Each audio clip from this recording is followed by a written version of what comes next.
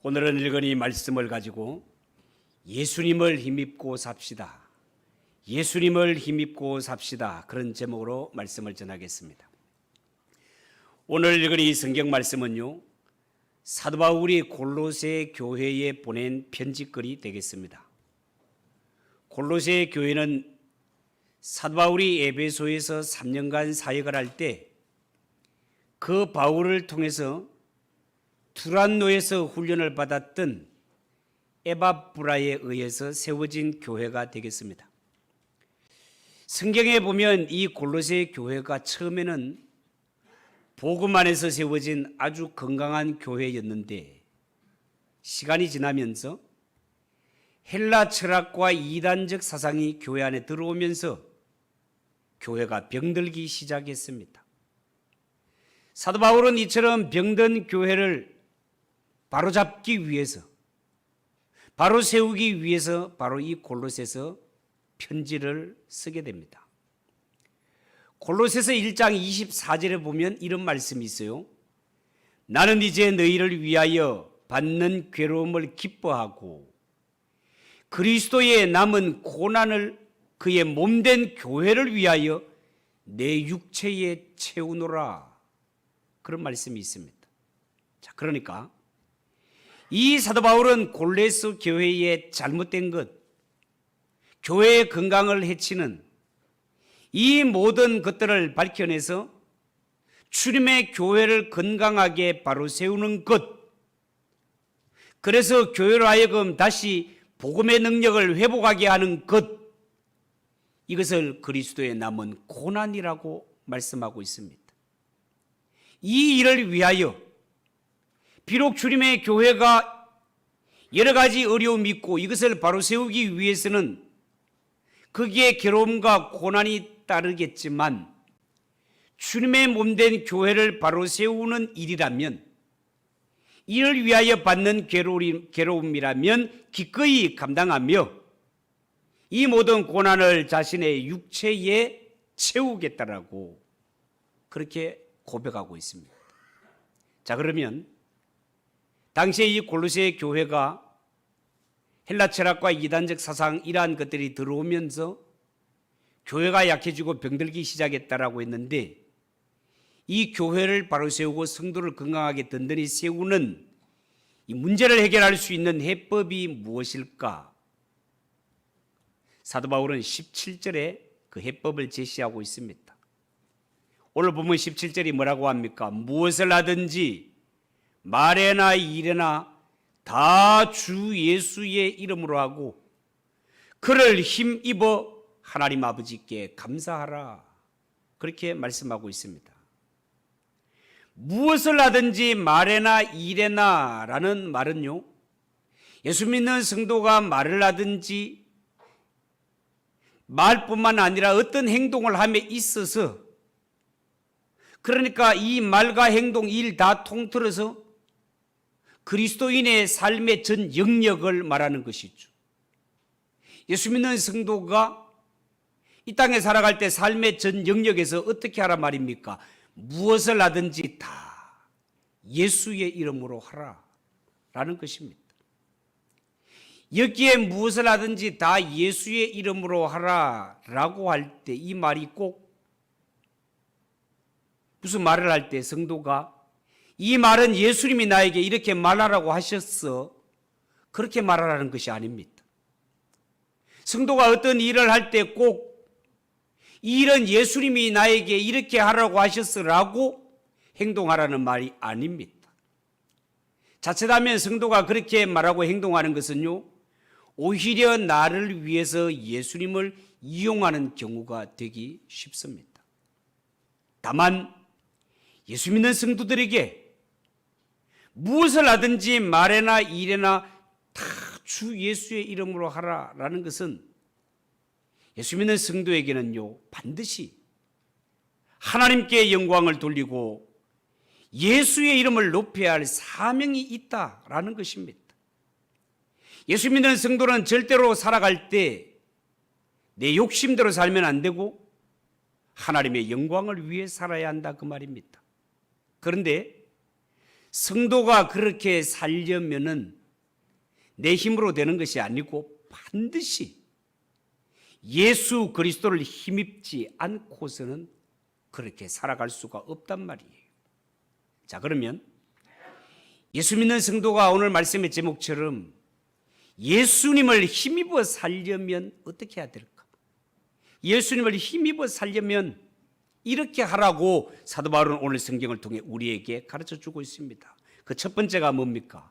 그 첫 번째가 성도는 이 땅에 살아갈 때 예수 그리스도의 성품을 옷 입고 살아라, 그 말을 하고 있습니다. 예수님을 힘입어 산다는 것 자체가 예수님의 성품을 닮아 마치 옷을 입듯이 그렇게 살아가는 것을 말합니다. 여러분 12절을 보십시오. 12절 우리 다 같이 한 목소리를 한번 읽어볼까요? 시작. 그러므로 너희는 하나님이 택하사 거룩하고 사랑하는 자처럼 긍휼과 자비와 겸손과 온유와 오래 참음을 옷 입고 라고 그렇게 말씀하고 있습니다. 사도 바울은요, 지금 여러 가지 성품을 열거하면서 이 성품들로 너희들이 옷을 입으라고 그렇게 말하고 있습니다. 저는 이 말씀에서 두 가지를 여러분들에게 전달하고 싶습니다. 그 첫째가 옷이라는 것은 그 사람의 정체, 그 사람의 신분을 이야기하고 있다라는 것입니다. 여러분, 사람이요, 길거리에 가는데 교복을 입고 간다. 교복을 입은 것을 볼 때 아, 저 사람은 학생이구나라는 것을 알 수 있습니다. 하얀 웨딩 드레스를 입었으면 결혼을 앞둔 신부일 것이고, 경찰복을 입었으면 경찰이요, 군복을 입었으면 군인입니다. 이처럼 사람은 입은 옷이 그 사람의 신분을 나타낸다 말이죠. 그러면 오늘 성경에 하나님이 택하사 거룩하게 사랑받는 자, 거룩하고 사랑받는 자, 이 말은 뭡니까? 예수의 피로 씻음받아 거룩한 하나님의 자녀가 된 하나님의 백성, 예수 믿는 성도라 말이죠. 예수 믿는 성도가 이 땅에 살아갈 때도 입어야 할 옷이 있다라는 것입니다. 성도가 입어야 할 옷. 여러분 아시다시피 우리 예수 믿는 성도는 하나님이 우리 한 사람 한 사람을 부르시고 택하셨기 때문에 수많은 사람 가운데 우리가 거룩한 자가 되었고 하나님의 사랑받는 자녀가 될 수 있었습니다. 예를 들어서 어떤 부자가 고아원에 가서 그 아이들 가운데 한 아이를 택하여서 부잣집의 양자로 삼았다고 칩시다. 이 아이의 운명은 이런 불쌍한 지경에 있었지만 이 부자의 택함을 받았기에 훌륭한 가정의 자녀가 되었고 그 가정에서 사랑을 받게 되었습니다. 오늘날 예수 믿는 성도가 다 양자의 영을 받고 하나님의 자녀가 되었단 말이죠. 만약에 우리가 하나님의 택하심을 받지 못했다면 우리 역시 세상 사람들과 똑같이 여전히 죄인으로 태어나서 죄인으로 살다가 죄의 형벌로 지옥에 떨어질 자가 우리들이었단 말입니다. 그러니까 그 가운데 우리가 택함을 받아 하나님의 자녀가 되고 거룩한 백성, 하나님의 나라를 유효로 받을 그 나라 백성이 되었다는 사실, 이 모두가 하나에서 10가지가 다 하나님의 은혜로 된 것이단 말이죠. 이렇게 하나님의 은혜로 하나님의 자녀가 된 주의 백성들은 이 땅에 반드시 해야 될 것이 뭔가 하면 예수 그리스도의 성품을 옷 입어라, 예수님을 닮아라, 그 말입니다. 오늘 성경이 말하는 예수님의 성품이 뭡니까? 긍휼, 자비, 겸손, 온유, 오래 참음, 그리고 13절에 추가해서 용서와 용납. 이것이 우리가 바로 닮아야 할 그리스도의 성품, 예수 믿는 성도가 옷 입어야 할, 반드시 갖추어야 할 거룩한 옷들이다, 그 말입니다. 이 말씀으로 두 번째 전하고 싶은 것은요, 옷을 입는다라는 표현은 내 몸, 내 육체가 그렇게 변하는 것이 아니라 내 있는 모습 위에 그 옷을 덧입어라, 덧입혀지는 것을 말하고 있습니다. 여러분, 우리가요, 예수 믿는 성도로서, 하나님의 자녀로서 우리가 성도다워야 됩니다. 하나님의 자녀다워야 됩니다. 성도의 옷을 입어야 됩니다. 예수님의 성품으로 우리가 변화받아야 됩니다라고 이런 이야기를 드리면 우리의 마음속에 어쩌면 이런 생각이 들지 모릅니다. 목사님, 나는 본래 오래 못 참는 사람이에요. 목사님, 저는 본래 부드럽고 자상한 사람이 아니에요. 나는 본래 겸손한 사람이 아니에요. 나는 본래 모든 면에 부족한 사람이에요. 이런 마음이 우리 속에 훅 생길지도 모릅니다. 여러분, 우리 자신들이 다 하나님 앞에 오래 못 참는 것, 자상하지 못한 것, 겸손하지 못한 것, 사랑이 충만하지 못한 것 누가 모릅니까? 다 압니다. 다 알아요. 그런데 본래 긍휼이 많고 본래 자비롭고 본래 겸손한 사람 누가 있습니까? 그러면 성경은 모든 사람이 죄를 지었음에, 성경은 모든 사람이 죄를 지었단 말하고 엄밀히 말하면 사람이 아니라 죄인이라고 간주하고 있단 말이에요. 내가 노력한다고 해서 인간 되는 것도 아니고 연세가 높아질수록 인간이 되는 것도 아닙니다, 여러분. 대통령같이 높은 권세를 가졌다고 인간 되는 것도 아니고 세상의 법과 법을 집행하는 사람이라고 인간 되는 것 아닙니다, 여러분. 모든 인간은 다 죄를 범하였음에 하나님의 영광에 이르지 못하더니 성경이 내리는 정의는 이 세상에 사람은 하나도 없고 다 죄인들만 있을 뿐이다라는 것이 성경의 정의다, 그 말입니다, 여러분. 절대로 인간의 노력으로 되는 것이 아니고 그리스도의 의의 옷이 덧입혀질 때 그 사람이 예수님을 닮을 수 있다는 것입니다. 시편 18편에 우리가 잘 아는 말씀, 다윗이 고백한 말씀, 나의 힘이 되신 여호와여 내가 주를 사랑하나이다 라는 고백처럼 그저 우리는 하나님께서 내 속에 역사하시도록 나를 100% 하나님께 맡겨드리는 것, 그것이 하나님의 뜻에 맡기는 것입니다. 14절에 보면 이런 말씀도 있죠. 이 모든 것 위에 사랑을 더하라, 이는 온전하게 매는 띠니라, 그런 말씀이 있습니다. 여기서 말하는 이 모든 것이 뭡니까? 앞에서 말한 예수님의 성품, 긍휼과 자비와 겸손과 온유와 오래 참음, 용서 등입니다. 이런 성품들 위에 무엇을 어떻게 하라고요? 성경은 사랑을 더하라, 사랑을 더하라라고 말했습니다. 영어 성경에는 12절에 옷 입는다라는 말도 put on이라고 되어 있고 14절에 사랑을 더하라는 말도 put on으로 번역이 되어 있습니다. 이 말은 곧 옷 위에 옷을 덧입는다라는 뜻이 되겠습니다. 우리말 성경에는 아주 적절하게 띠라는 말로 번역을 했습니다. 왜냐하면 사도 바울 당시에 사람들이 입었던 옷은 우리처럼 이런 옷이 아니고 통으로 짜진 원피스 같은 이런 통으로 되어 있는 옷이어서 이걸 띠로 매지 않으면 제대로 활동을 할 수 없던 옷이었습니다.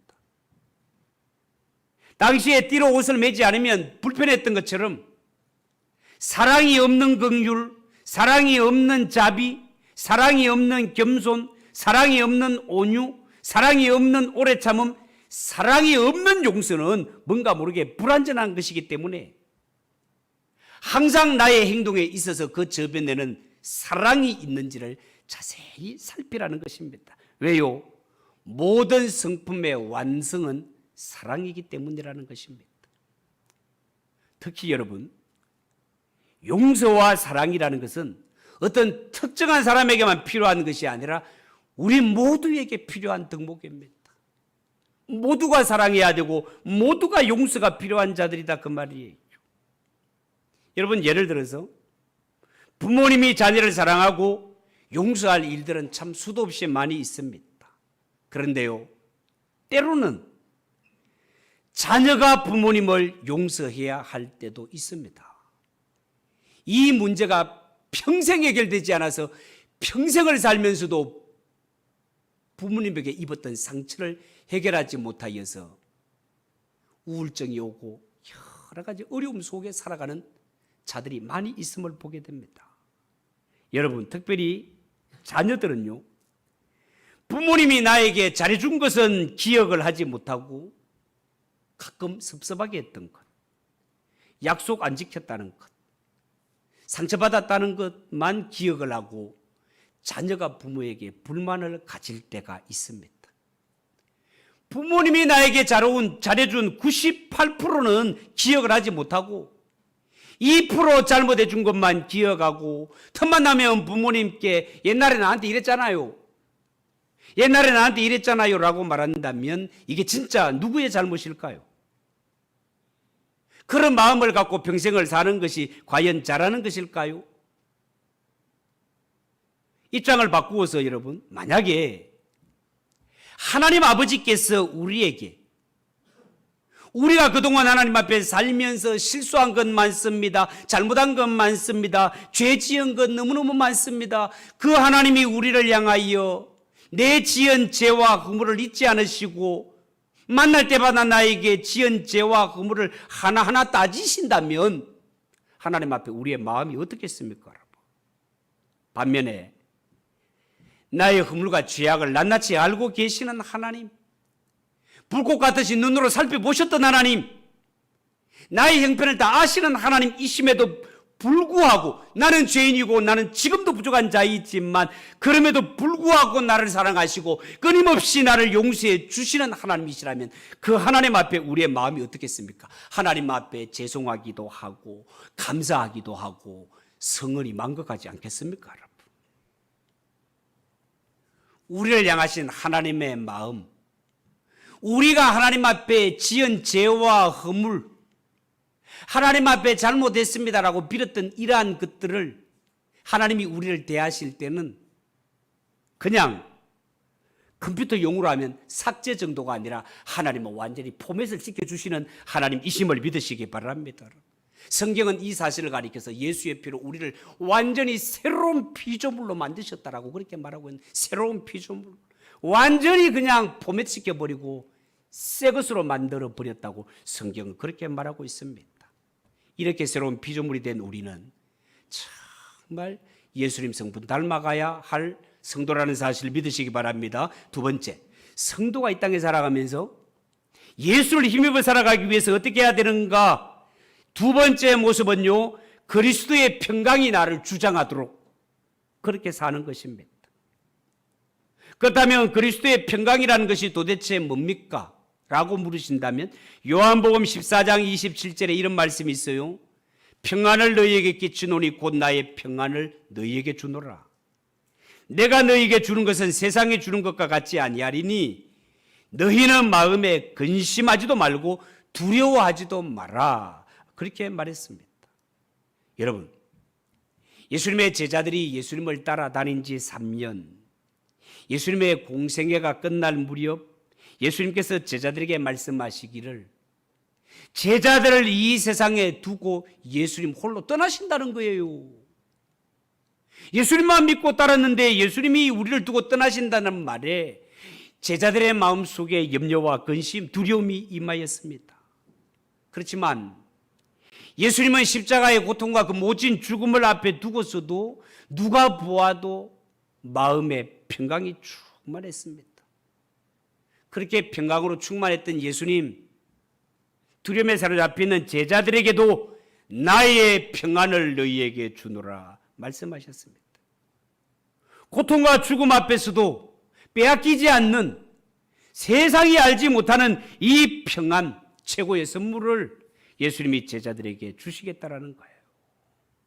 여러분, 오늘 15절에 보면 그리스도의 평강이 너희의 마음을 주장하게 하라. 너희는 평강을 위하여 한 몸으로 부르심을 받았나니 너희는 또한 감사하는 자가 되라. 자, 그렇게 말했는데 여기서 주장하다라는 말은 심판자로 행동하다, 심판자로 지배하다 이런 뜻이 되겠습니다. 여러분, 우리의 삶을 놓고 보면 인생은 선택과 결정을 연속적으로 반복하며 살아가는 것이 인생인 것입니다.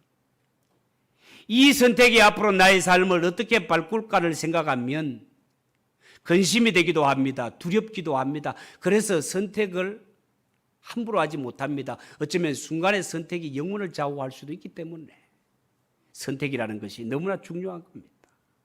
그러나 예수 그리스도께서 내 삶을 주장하고 계시다는 사실을 믿고 의지하면 주님이 주시는 마음의 평강을 따라 결정할 수 있고 행동할 수 있습니다. 구약의 이사야 선지자의 말에 의하면 예수님은 이 땅에 오실 때 평강의 왕으로 오셨다고 그렇게 말씀하셨습니다. 왕은 다스리는 자가 아닙니까? 예수님이 우리의 왕으로 오셨다는 것은 예수님을 내 마음의 왕으로 모시고 주님 말씀하세요. 제가 듣겠나이다. 이러한 자세로 주님 앞에 서게 될 때 예수님이 나에게 왕이 되셔서 나를 다스리게 되면 이런 관계로 살아가는 주의 성도의 마음에는 예수님이 평강의 왕이시기 때문에 그 평강이 내 마음속에 충만하게 된다는 거예요. 제1차 세계대전이 한창이던 1914년 12월 24일에 독일군과 영국군이 벨기에에서 치열한 전투를 벌이고 있었습니다. 이들이 대치하고 있던 중에 참호 속에는 총을 맞은 이러한 부상자들도 있었고 12월 24일이니까 매서운 추위와 굶주림, 언제 총에 맞을지 모르는 이런 두려움으로 너무나 참혹한 상태로 12월 24일 크리스마스 이브를 맞이하였습니다. 자, 그런데요. 해가 지고 저녁이 되자 독일군 병사 가운데 몇 명이 크리스마스 트리에 불을 밝히며 캐롤을 부르기 시작했습니다. 그랬더니 저 건너편에 있던 영국군은 독일군이 부르는 캐롤을 들으면서 어릴 적 고향에서 보냈던 크리스마스를 생각하며 박수를 치며 함께 캐롤을 부르면서 화답을 했습니다.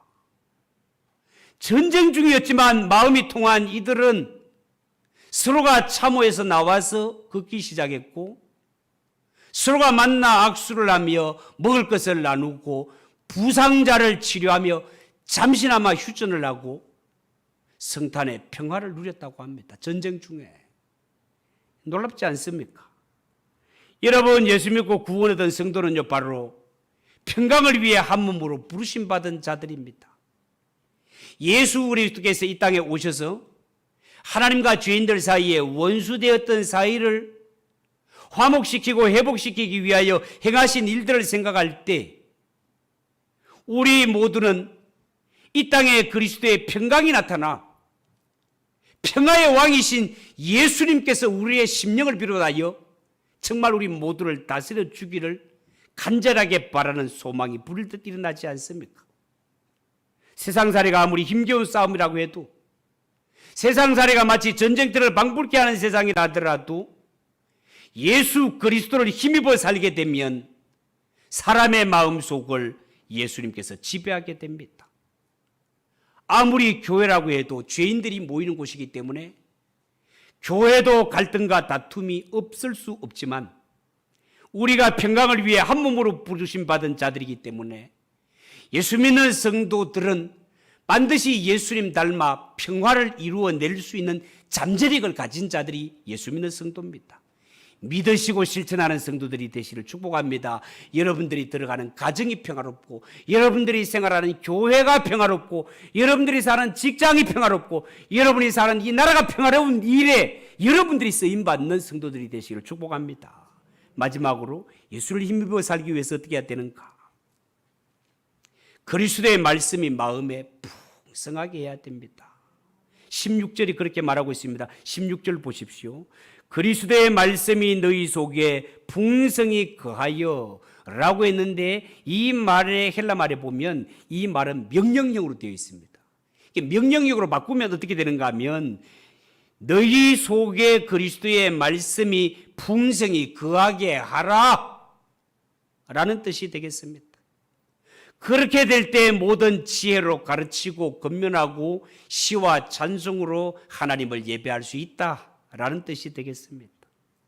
여러분, 성도의 삶 속에 진정 예수 그리스도께서 예배와 교제와 삶의 중심이 되기 위해서는 무엇보다도 예수 믿는 성도 한 사람 한 사람이 마음 속에 그리스도의 말씀으로 풍성하게 말씀으로 풍성해지는 것이 그리스도로 옷 입는 삶의 지름길이 된다 그 말입니다.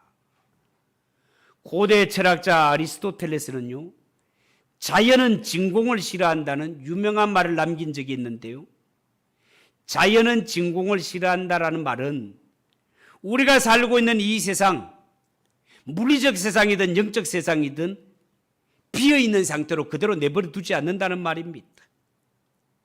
자연은 공간이 빈 채로 버려두지를 않으며 어떤 물질로도 그 빈 공간을 채우려 하기 때문에 우리가 사는 세상 진공 공간이라는 있을 수 없고 반드시 무엇으로 채워지게 되어 있다, 그런 뜻이 되겠습니다. 여러분, 예수님께서도 한번 더러운 귀신이 나간 후에 귀신이 돌아와 보니까 나갔던 집이 깨끗하게 이렇게 정돈이 되었지만 빈집으로 있는 것을 보고 어떻게 합니까? 더 악한 귀신 7을 데려왔다는 비유를 하신 적이 있습니다.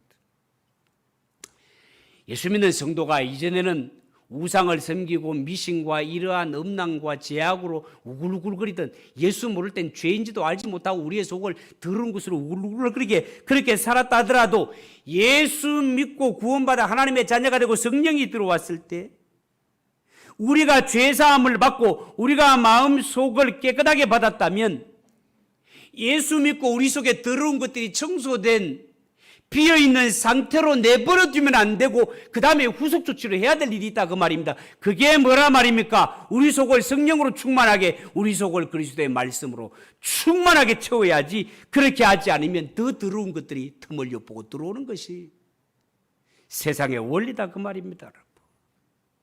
마귀는 언제나 우리에게 틈을 노리고 들어가서 우리를 또한 죄의 종으로 삼기 위해서 끊임없이 틈을 노리는 존재다 그 말입니다. 성도가 그 마음을 하나님의 말씀으로 가득 채워야 한다는 것은요, 반드시 성도가 내 모든 시간을 무조건 성경만 읽고 말씀을 공부하는 데만 사용해라, 그런 뜻 아니에요. 다만 성도는 무슨 일을 하든지 하나님의 말씀의 기준에 따라 판단하고 분별할 수 있는 사람이 되라는 것입니다. 여러분, 예수 믿는 성도가요, 소설책을 읽든지 텔레비전의 드라마나 영화를 보면서 하나님의 말씀을 중심으로 분별하지 않게 되면 그 소설 속에, 드라마 속에, 영화 속에 내뿜는 세상의 가치가 내 삶에 파고 들어와 가지고 나는 예수 믿는 성도임에도 불구하고 살아가는 사고방식은 세상 사람과 똑같은 그런 사람이 될 수 있습니다. 왜 그렇습니까? 하나님의 말씀을 중심으로 판단할 수 있는 판단력이 없기 때문에 그렇습니다. 여러분, 우리가 자녀들이 부모님에게 상처받는 것 가운데 하나도 부모가 일관성 있게 가르쳐 주지 못하기 때문에 그렇습니다. 부모가 자녀들에게 어떤 경우에는 신앙적으로 가르쳤다가 어떤 경우에는 세속적으로 가르쳤다가 이렇게 하기 때문에 예수 믿는 자녀들도 헷갈리는 것입니다. 아닙니다, 여러분. 우리의 기준은 하나님께서 일찍이 우리에게 주셨습니다. 무엇을? 하나님의 말씀을. 하나님의 말씀은 우리에게 주신 기준이요, 잣대입니다, 여러분. 어떻게 세상을 살아가야 되는지를 분명히 성경을 통해 우리에게 가르쳐 주셨으니 우리 부모된 자녀들을 가르칠 때 하나님의 말씀을 기준으로 삼아 가르쳐야 되는 줄 믿으시기 바랍니다. 말씀을 마무리합니다. 여러분, 2020년, 2020년, 참 숫자도 멋있는 2020년에 대하여서 국가를 비롯한 모든 단체들, 가정과 개인들이 얼마나 많은 기대를 가졌습니까? 그렇지만 실제로 뚜껑을 열고 보니 2020년은 어느 해보다도 고난이 많고 풍랑이 많은 해입니다. 많은 사람들이 고통을 당하고 있습니다. 교회적으로도 전혀 경험하지 못한 일들을 당해서 불편함도 많고 불만의 소지도 많습니다. 이런 어려운 때에 교회와 성도들이 다시금 힘을 얻을 수 있는 길은 없을까? 있습니다, 여러분. 어떤 길이 있습니까? 오늘 주신 말씀대로 우리 모두가 예수님을 힘입어 사는 것입니다. 비록 우리 눈앞에 힘겨운 싸움이 눈앞에 닥쳤을지라도 우리 모두가 예수 그리스도를 힘입게 되면 반드시 승리하게 될 것입니다, 여러분. 예수님을 힘입는 것이 뭐라고요? 예수님의 성품으로 옷 입고 예수님 닮아가고 그리스도의 평강이 나를 다스리게 하고 우리의 속마음을 그리스도의 말씀으로 채워지게 된다면 교회와 성도의 삶이 회복될 날이 빨리 오게 됨을 믿으시기 바랍니다. 이것만이 이 고난의 때를 슬기롭게 극복한 길이라는 것을 여러분 꼭 기억하시고 우리 모두 예수를 옷 입고 예수님 힘입어 살아가는 성도들 되시기를 주님의 이름으로 축복합니다. 기도하겠습니다. 하나님 아버지 은혜를 감사합니다. 오늘날 우리가 겪는 이 세상은 정말 우리가 상상도 못했고 내 평생 이런 일이 있을까 정말 알지 못했던 일들을 당하고 있습니다. 앞으로 이 어려움이 언제 끝날지 끝도 보이지 않는 이런 상황 속에 살아가고 있습니다. 하나님, 오늘 주신 말씀을 우리가 마음에 새기고 어려움 중에서도 우리 예수 믿는 성도들 예수님의 성품을 닮아 예수님 성품을 옷을 입어 살아가는 성도들이 되게 하시고 우리의 마음속에 그리스도의 평강이 주장하게 하시며 언제나 우리의 마음을 하나님의 말씀으로 가득 채워 살아가는 성도들이 되게 하옵소서. 어떤 고난도 예수님 힘입어 넉넉히 가는 성도 교회가 되게 하옵소서. 예수님의 이름으로 기도하옵나이다. 아멘.